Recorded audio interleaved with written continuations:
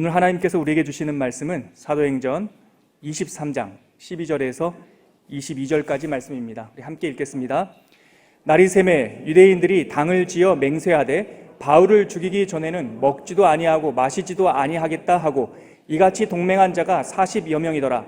대제사장들과 장로들에게 가서 말하되 우리가 바울을 죽이기 전에는 아무것도 먹지 않기로 굳게 맹세하였으니 이제 너희는 그의 사실을 더 자세히 물어보려는 척하면서 공회와 함께 천부장에게 청하여 바울을 너희에게로 데리고 내려오게 하라.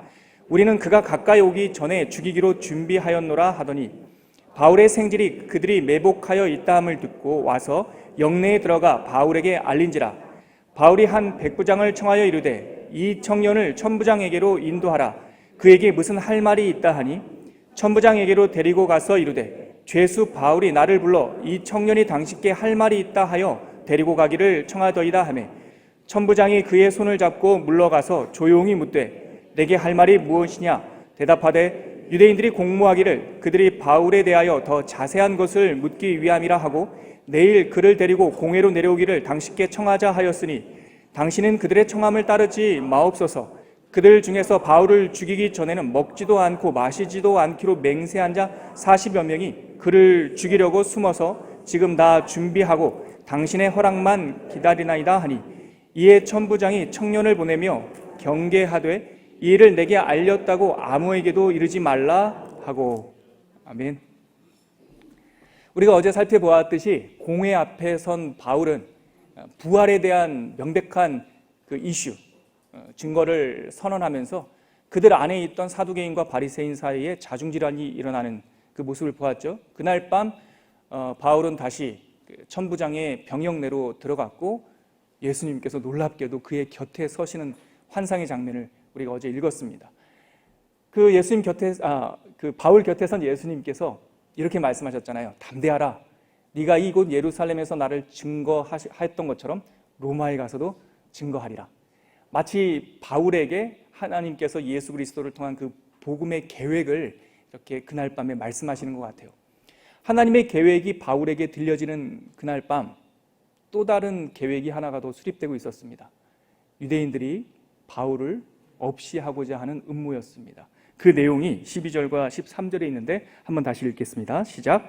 날이 새매 유대인들이 당을 지어 맹세하되 바울을 죽이기 전에는 먹지도 아니하고 마시지도 아니하겠다 하고 이같이 동맹한 자가 40여 명이더라. 아주 열심히 있는 유대인들이 등장합니다. 그들은 지난밤 하나님의 그 계획이 바울에게 들려지던 그날 밤 그들은 모여서 음모를 했죠. 당을 지어서 맹세까지 했습니다. 바울을 꼭 죽이겠다고. 그리고 그들 죽이기 전까지는 아무것도 먹지 않겠다고 금식 맹세까지 했습니다. 그리고 동맹했네요.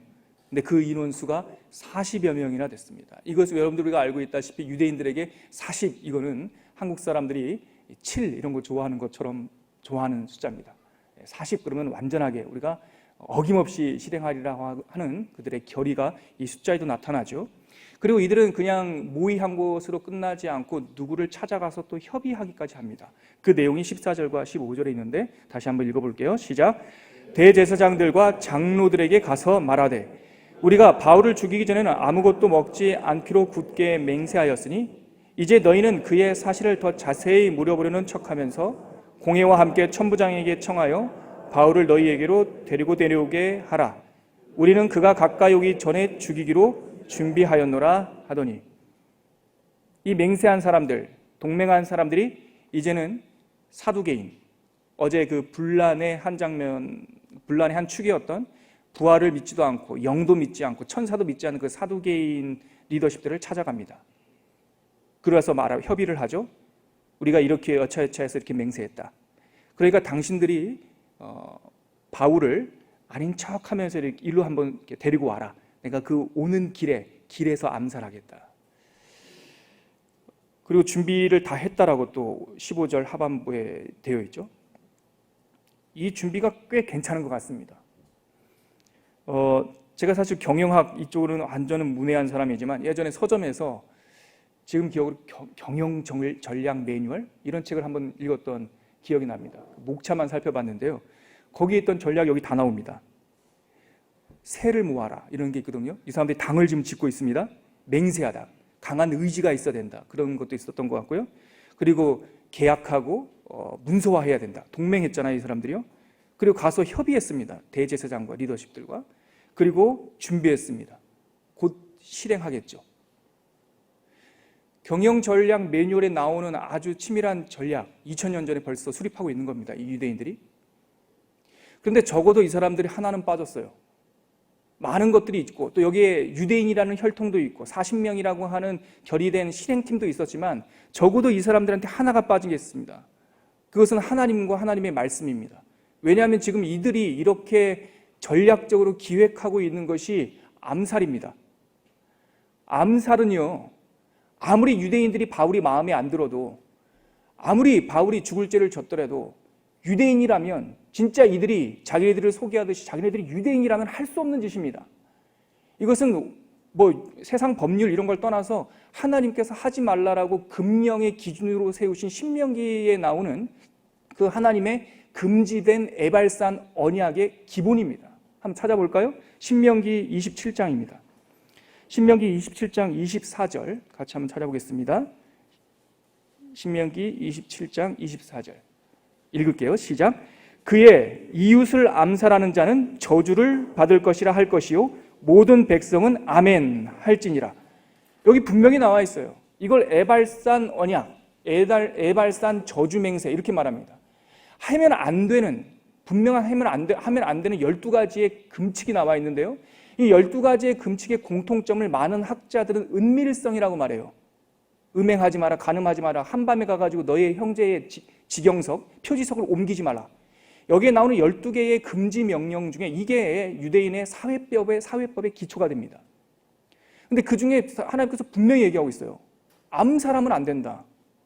잘못한 사람이 있으면 법정에 세우고, 율법을 어긴 사람이 있으면 율법의 판관 앞에 서야지 몰래 가서 죽이면 안 된다. 그런데 유대인이라는 사람들이 모여서 모의하는 것이 암살하겠다는 것이고, 이 모의에 동참하는 사람이 대제사장이에요. 그리고 장로들이에요. 이 장면을 보면서 우리가 어저께 살펴봤듯이 이 사람들의 정체를 알 수가 있어요. 이 사람들은 겉으로는 유대인이고 겉으로는 금식의 명령이라든가 결이라든가 율법, 여러 가지 종교적인 언어를 쓰고 있지만 이 사람들의 정체는 종교인도 아니고 심지어 하나님을 믿는 사람도 아니고 에베소서 2장 말씀처럼 공중의 권세 잡은 자들에 잡힌 이 마귀의 이 하수인들입니다. 오늘 우리가 이 장면을 통해서 제가 월요일 날 여러분들에게 짧게 아주 간략하게 요약했듯이 마치 21장에서 28장까지 바울이 담고 있는 그 복음이 로마까지 흘러가는 그 여정 속에서, 이 3년간의 여정 속에서 그 복음의 앞길을 막고 있는 여러 가지 장벽들이 있다라고 제가 월요일 날 말씀드렸죠. 뭐 심각하게 보실 건 아니고 그냥 제 생각에는 한 12가지 장면이 있는 것 같은데 오늘 드디어 6번째 장벽을 만납니다. 간계입니다. 어두움의 은밀한 곳에서 하나님의 율법과 하나님의 뜻을 다 어기면서 꾸미는 모략, 암살 모임. 하나님의 사람 바울과 하나님의 복음은 이 세상의 간계 앞에, 간계라고 하는 장벽 앞에 섰습니다. 우리가 살펴보았듯이 하나님 세상의 관계들, 장벽들이 있었지만 그것을 하나님께서 어떨 때는 우회하시고 어떨 때는 뛰어넘으시고 어떨 때는 돌파하시면서 계속 복음이 진전되고 있죠. 이 어두움의 관계를 하나님께서 어떻게 돌파하실까요? 이어지는 말씀 속에 있습니다. 16절 말씀 한번 같이 읽을까요? 시작. 바울의 생질이 그들이 매복하여 있다함을 듣고 와서 영내에 들어가 바울에게 알린지라. 저는 어젯밤에 이 치밀한 이 어둠의 세력의 관계를 돌파하는 하나님의 방법이 16절부터 나오거든요. 근데 16절을 시작하는 첫 단어가 바울의 생질이 이렇게 시작해요. 저는 어제 이 말씀을 딱 읽다가 사실 살짝 웃었습니다. 아, 역시 우리 하나님. 여러분, 바울의 생질이라는 것은 누나의 아들, 조카라는 뜻입니다. 이 바울의 생질이 무명이에요. 성경 어디에도 등장하지 않아요. 이 장면 빼놓고는. 심지어는요, 바울이 누님이 있었다, 바울이 어떤 형제관계가 있다, 한 구절도 나오지 않습니다. 성경에. 완벽한 무명입니다. 성경 2구절에서는 이 사람이 청년이었다는 정보를 빼놓고는 아무것도 안 나와요. 어제 제가 나름대로 다 찾아본 건 아니지만 나름대로 최선을 다해서 초대교회 문서 가운데 바울의 일가 친척에 대한 자료가 있나 한번 검색해봤어요. 없어요. 주석을 어제 4권을 찾아봤는데 이거에 대한 언급이 있습니다. 짧게. 근데 다 대부분 모든 말들이 다 추정이에요. 이랬을 것이다. 이 사람이 뭐 예루살렘으로 유학 왔을 것이다. 이 사람은 뭐 어떨 거다. 다 추정이에요. 다 추정. 다시 말해서 바울의 생질에 대한 정보는 아무것도 없어요. 완벽한 무명이에요. 하나님께서 이 사람을 세상 속에 들칠 필요가 없어요. 하나님의 어두움의 관계를 돌파하는 하나님의 방법은 이렇게 무명한 사람을 들으셔서 정말 뜬금없이 그들의 치밀한 계획을 뒤집어 엎어버리는 거예요. 계속 내용을 한번 읽어볼까요? 17절과 18절. 이 무명의 사람을 통해서 어떻게 하나님의 일들이 이루어지는지 그 흐름이 나와 있습니다. 같이 읽겠습니다. 바울이 한 백부장을 청하여 이르되 이 청년을 천부장에게 인도하라. 그에게 무슨 할 말이 있다 하니 천부장에게로 데리고 가서 이르되 죄수 바울이 나를 불러 이 청년이 당신께 할 말이 있다 하여 데리고 가기를 청하되이다 하며.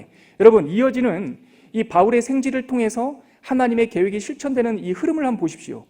앞에 나와 있는 12절부터 15절까지는 이 유대인 똑똑한 사람, 대제사장들, 장로들이 맹세하고 금식하고 결의하고 동맹하고 준비하고 수많은 계획을 세웠지만 마치 성벽을 쌓듯이 블럭을 쌓듯이 치밀하게 세웠는데 하나님의 방법이라고 하는 것은 그냥 너무나 자연스러워요.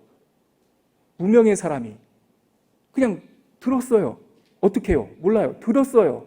알게 되었어요. 그리고 찾아갔어요. 말했어요. 바울은 놀라지도 않습니다. 이거 어떡하나? 큰일 났다.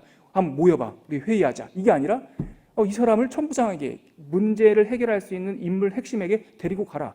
데려갑니다. 무슨 말을 할 거라고 설명하지도 않습니다. 그냥 할 말이 있다.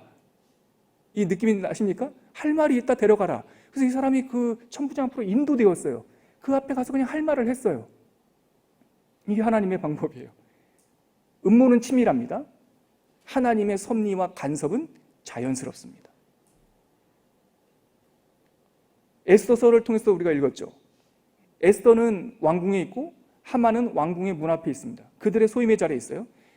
하만의 집에서는 아주 치밀한 그 민족 말살 계획이 세워집니다. 어두움의 한 구석에서. 근데 그 소리를 모르드게가 들었어요. 왜요? 어떻게? 몰라요. 들렸어요. 그리고 그 소문이 왕후에게 들렸어요.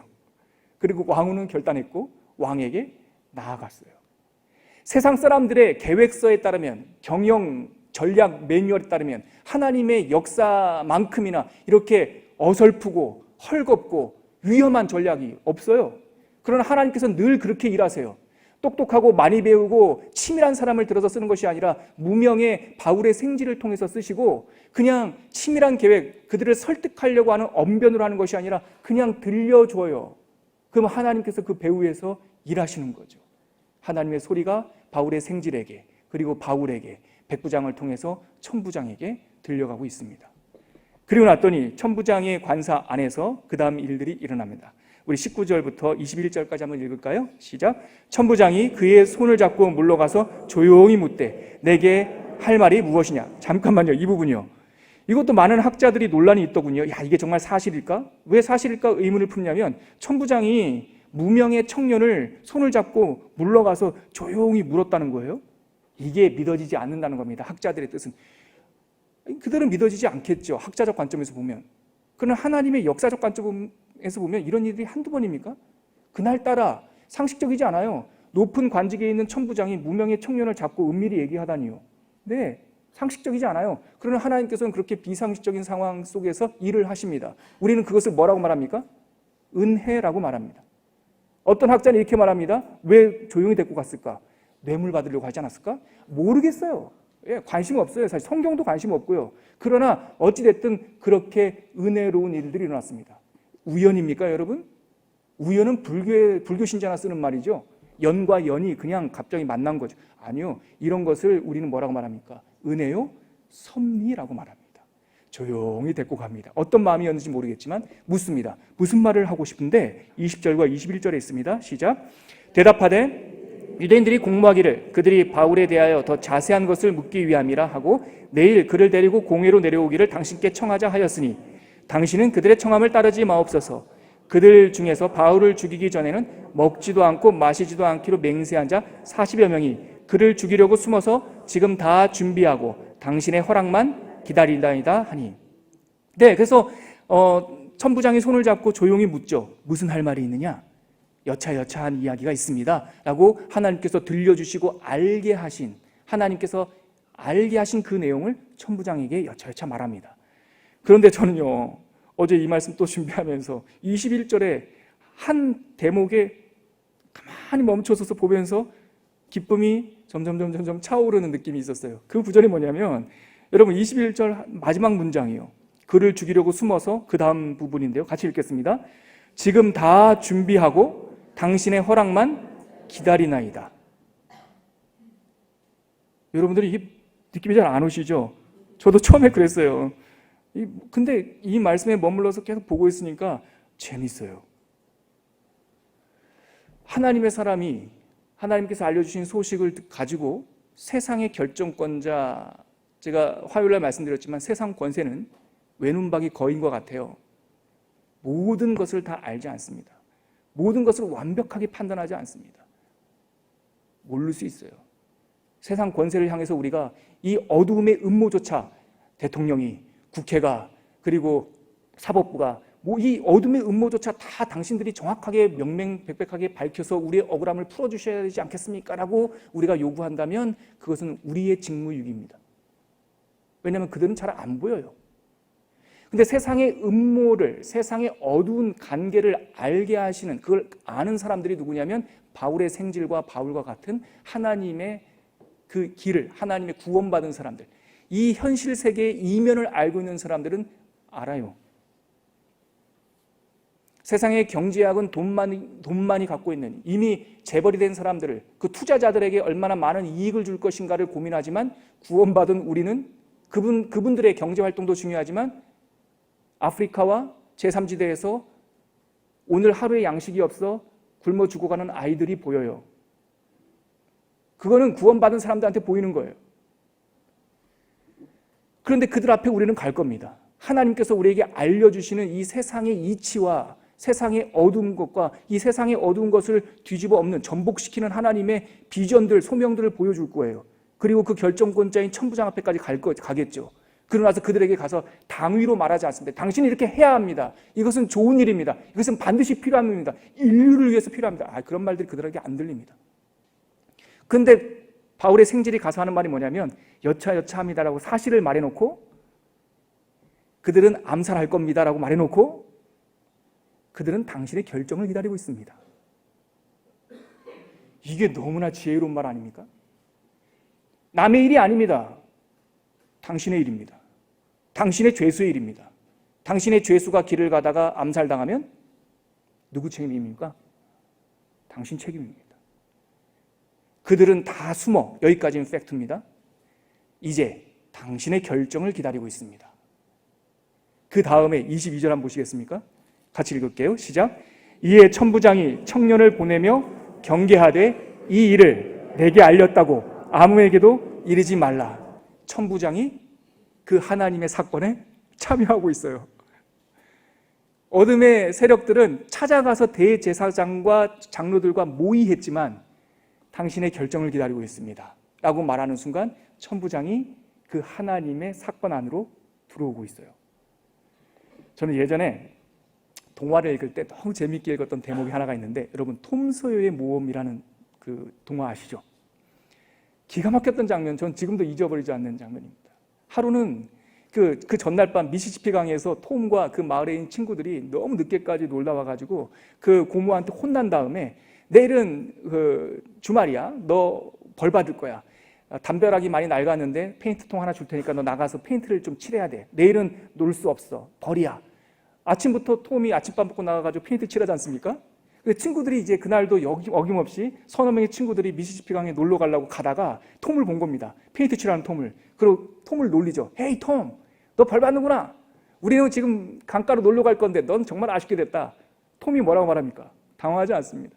휘파람을 불면서 가라, 괜찮아. 나는 내일도 미시시피 강 갈 수 있어. 나는 지금 페인팅하고 있는 거야. 그림 그리고 있는 거야. 이게 얼마나 재밌는데 너네 해본 적 있어? 없어. 어른들은 이거 너무 재밌어가지고 너희들한테 안 시키거든. 난 지금 하고 있어. 애들이, 놀리던 애들이 눈빛이 바뀌죠. 나도 한번 해결해줘. 톰이 말합니다. 공짜로는 안 돼. 그러니까 사과를 들고 있던 애가 나 이거 줄게 한 번만 하게 해줘. 나 1달러인데 한 번만 하게 해줘. 그래 한번 생각해 볼게. 그거를 받고 그 다음 그림 동화책 장면이 이거였습니다. 톰은 나무 그늘 아래서 사과를 먹으면서 반쯤 누워있고 애들은 신이 나서 애들이 고생이 아닙니다. 신이 나서 함께 페인트 칠을 하고 있더라고요. 재밌지 않습니까? 세상에 어둠의 계략이 있고 하나님께서는 그 어둠의 계략을 뒤집어 엎는 하나님의 사랑과 선의와 하나님의 섭리와 간섭이 있습니다. 그 하나님의 선의를 깨닫는 사람들은 구원받은 사람들입니다. 하나님의 눈물을 알고 하나님의 아파하는 것을 알고 함께 살고 함께 살려내는 생명 살리는 일을 깨닫는 것은 구원받는 사람들이 압니다. 우리는 천부장 앞에 가야 됩니다. 당신이 종교적인 덕목으로 종교적인 의무감으로 당신이 이거 해야 합니다라고 말하면 안 됩니다. 몰라요. 그러나 이 일이 참 좋은 일입니다. 얼마나 아름답습니까? 가정을 지키는 일이 얼마나 아름답습니까? 여러분 저기 시청 앞 광장에서 어떤 운동이 일어날 때 가가지고 그들과 피켓팅하면 안 돼요. 그거는 이 하나님 방법이 아니에요. 차라리 그들을 껴안아줘야죠. 사실은 힘들죠? 그러면서 사랑합니다. 아니면 그 옆에서 가정이 소중합니다. 가정이 얼마나 좋은데요. 하나님의 이야기를 얘기해 줘야 돼요. 그리고 이 바울의 생질이 첨상에 했던 말 기억하십시오. 이제 세상은 당신의 결정을 기다리고 있습니다. 그러면 그 세상의 권세가 하나님의 그 여정에 함께 일하는 하나님의 피조물, 하나님의 권세자들, 고레스와 같은 그런 역할을 감당하게 될 줄 믿습니다. 여러분들 바울의 생질이죠. 저도 그렇고. 오늘 누구에게 가시겠습니까? 천부장에 가십시오. 그리고 여러분들에게 각자에게 들려주신 그 비전을 이야기하십시오. 같이 기도하겠습니다. 우리 이 시간 함께 기도할 때 이런 제목을 가지고 함께 하겠습니다. 하나님 아버지, 우리로 눈을 열어 보게 하옵소서. 영적 세계에 대해서 무지하기를 원치 않습니다. 하나님의 기뻐하시는 것을 보게 하시고 알게 하시고 사람 살리는 일, 생명 일으키는 일, 약한 자들을 세우는 일에 우리의 적은 재능과 권리와 기회를 지혜롭게 사용하게 하여 주시옵소서. 하나님 나라와 하나님의 의를 위한 선한 일꾼이 되게 하여 주시옵소서. 이렇게 결단하면서 함께 간절히 간구하겠습니다. 기도하겠습니다. 하나님 아버지, 은혜를 감사합니다.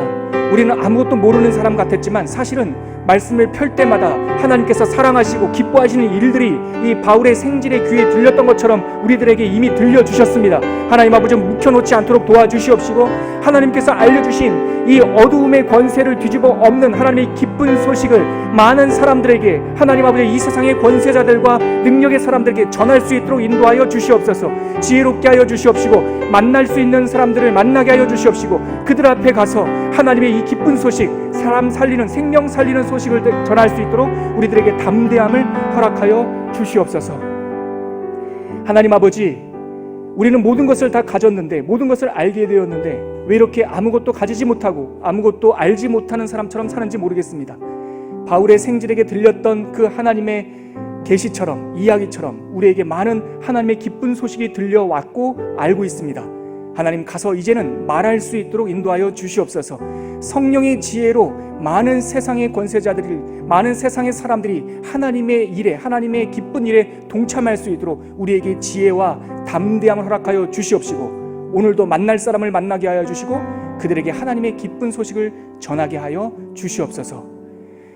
이제는 그 십자가를 통하여서 바라보기만 하면 모든 사람들이 다 살겠다라고 하는 그 기쁜 소식을 전하여 주신 예수 그리스도의 은혜와 하나님의 끊임없는 사랑과 성령 하나님의 오늘도 함께 하시고 동행하시는 그 충만한 은총이 오늘 사도행전 23장 말씀을 통해서 어두움의 간계를 돌파하는 하나님의 간섭을 우리가 믿고 내 능력이 아니라 하나님의 섭리를 통하여 승리하리라는 다짐으로 우리에게 주신 그 만남의 사람들에게 한 걸음 한 걸음 나가기로 결단하는 주님의 경건한 백성들 위해 지금부터 영원까지 함께 계시기를 간절히 축원하옵나이다.